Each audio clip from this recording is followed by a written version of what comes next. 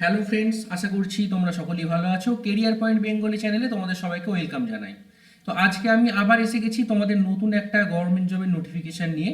তো inland waterways authority of ইন্ডিয়ার পক্ষ থেকে একটা রিক্রুটমেন্টের নোটিফিকেশান দেওয়া হয়েছে।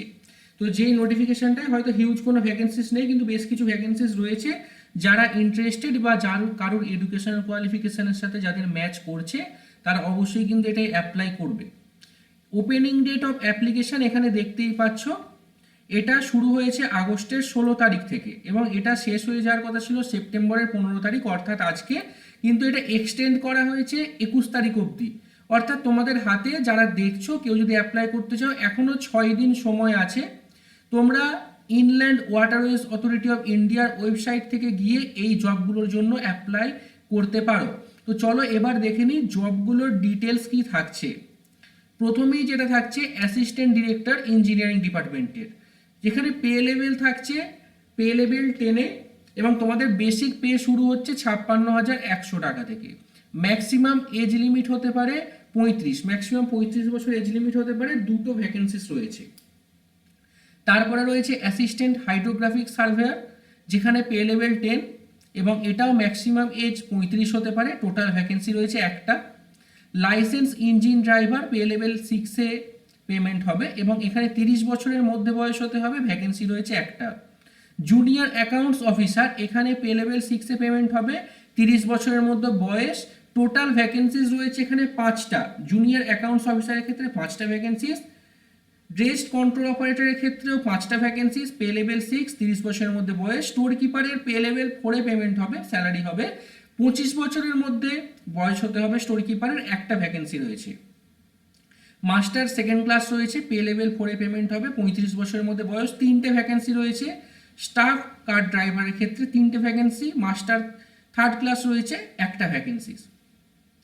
এছাড়াও রয়েছে টেকনিক্যাল অ্যাসিস্ট্যান্ট, যেখানে 4টে ভ্যাকেন্সিস রয়েছে। Technical assistant civil, mechanical and marine ইঞ্জিনিয়ারিংয়ে 4টে ভ্যাকেন্সিস রয়েছে। 30 বছরের মধ্যে বয়স হতে হবে। যারা ইঞ্জিনিয়ারিং স্টুডেন্ট আছো তাদের ক্ষেত্রে তারা এটা অ্যাপ্লাই করতে পারবে। এছাড়া কিছু এমটিএস স্টাফ থাকছে। এমটিএস এর ক্ষেত্রে 11টা ভ্যাকেন্সি রয়েছে। টোটাল 11 নাম্বার অফ ভ্যাকেন্সি রয়েছে এমটিএস এর জন্য। এটা পে লেভেল 1-এ এখানে স্যালারিটা হবে এবং এর বয়সটা হতে হবে 25 বছরের মধ্যে এবং মিনিমাম এজ অবশ্যই সব ক্ষেত্রে 18 হতেই হবে।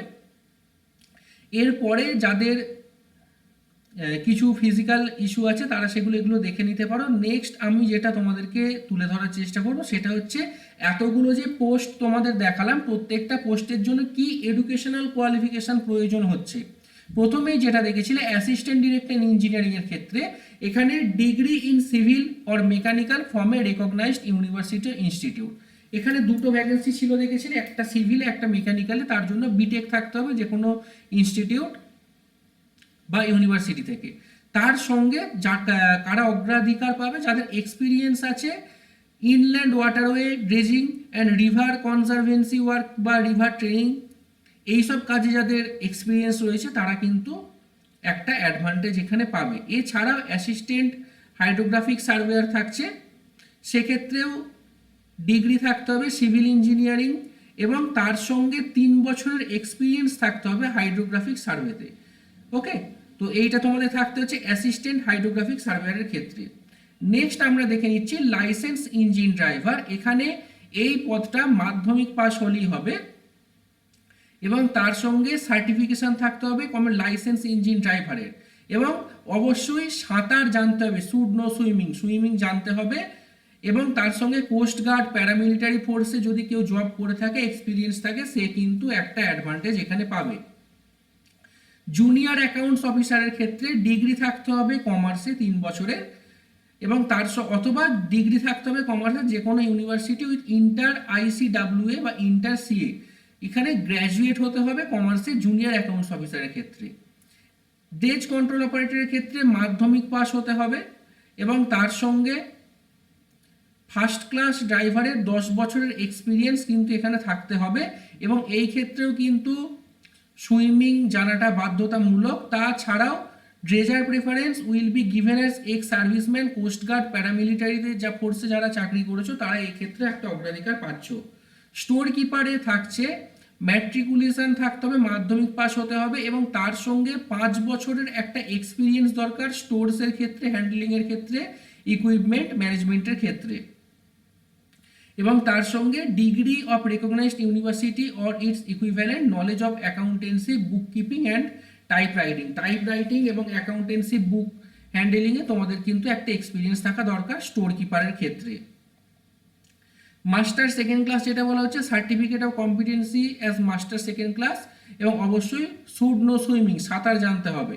স্টাফ কার ড্রাইভারের ক্ষেত্রে should possess a valid and আন্ডারস্টোর ড্রাইভিং লাইসেন্স, একটা ভ্যালিড ড্রাইভিং লাইসেন্স দরকার, এবং গুড এক্সপিরিয়েন্স থাকতে হবে 2 বছরের, এবং মোটর মেকানিজম, গাড়ির কিছু হলে মোটর মেকানিজমের কাজ তোমাকে জানতে হবে, এবং মিডল স্কুল সার্টিফিকেট একটা লাগবে। এটা হচ্ছে স্টাফ কার ড্রাইভারের ক্ষেত্রে।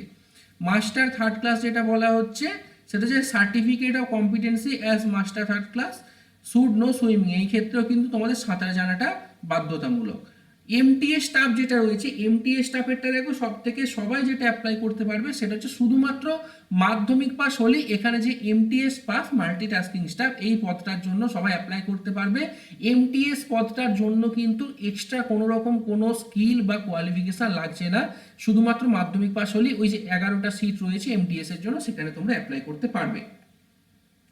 এছাড়া থাকছে তোমাদের technical assistant, civil, mechanical, marine engineering and naval architecture, এই 4টে ডিপার্টমেন্ট থেকে তোমাদের অবশ্যই ডিগ্রি থাকতে হবে, মানে বিটেক করে থাকতে হবে, অথবা ডিপ্লোমা করে থাকলেও হবে এই 4টে ডিপার্টমেন্ট, কিন্তু তার সঙ্গে তোমাদের 3 বছরের ওয়ার্কিং এক্সপিরিয়েন্স বা জব এক্সপিরিয়েন্স দরকার ডিপ্লোমা হোল্ডারদের ক্ষেত্রে। ওকে, তো এটা কিন্তু তোমাদের অবশ্যই মেনে চলা দরকার ফর্ম ফিল আপের সময়। এবং তোমাদের একটা আপার এজ লিমিটের যেটা বলা হচ্ছে, দেখো আপার এজ লিমিট কোন পদের জন্য কত থাকছে সেটা আমি আগেই বলে দিয়েছি। তার সঙ্গে ওবিসিরা 3 বছরের এবং এসসি এসটিরা 5 বছরের এজ রিল্যাক্সেশন পাবে, যেটা গভর্নমেন্ট রুলসে হয়ে থাকে।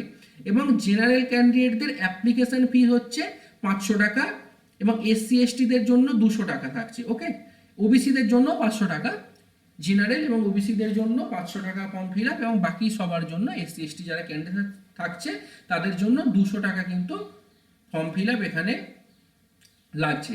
তো মেন পয়েন্টগুলো তোমাদের তুলে ধরার একটা চেষ্টা আমি করলাম, তো সেটা তোমরা দেখতেই পেলে। আর তোমরা যারা অ্যাপ্লাই করতে চাইছো, আবার বলছি, এখানে যে inland waterways authority of India এর ওয়েবসাইটে গিয়ে তোমরা অ্যাপ্লাই করতে পারো। আর অ্যাপ্লিকেশানে কিন্তু আর বেশি দিন বাকি নেই, 6 দিন বাকি, সেপ্টেম্বরের 21 তারিখ অবধি ফর্ম ফিল আপ করা যাচ্ছে। তো তোমরা যারা ভিডিওটা দেখলে ভালো লেগে থাকলে অবশ্যই ভিডিওটা লাইক করে দিও। আর আমার এই চ্যানেলটা অবশ্যই একদম নতুন, এখানে তোমাদের জবের নানা আপডেট নিয়ে আসার চেষ্টা করছি। যারা প্রথমবার দেখছো চ্যানেলটা, অবশ্যই চ্যানেলটা সাবস্ক্রাইব করে রেখো নতুন জবের আপডেট পাওয়ার জন্য। তো চলো ভিডিওটা এখানেই শেষ করছি, আবার দেখা হবে নতুন কোনো ভিডিওতে নতুন কিছু জবের ইনফরমেশন নিয়ে।